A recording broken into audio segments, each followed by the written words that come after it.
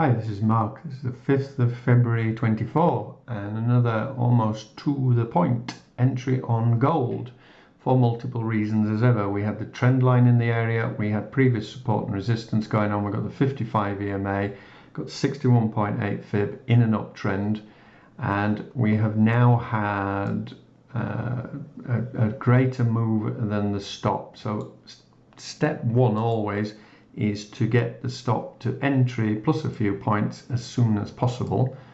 Same for Forex, same for crypto, same for everything, because at the end of the day we want to reduce risk is our prime goal. So that is that. Now I'm looking at the average daily range here on gold. If gold goes on a run, this could shoot to the moon, but having said that, we have seen of late with lots of pairs there's not been too much follow through, and we've already done a quite significant part of an average daily range. So what I'm going to do is take half of this position off and then leave the balance to run as ever.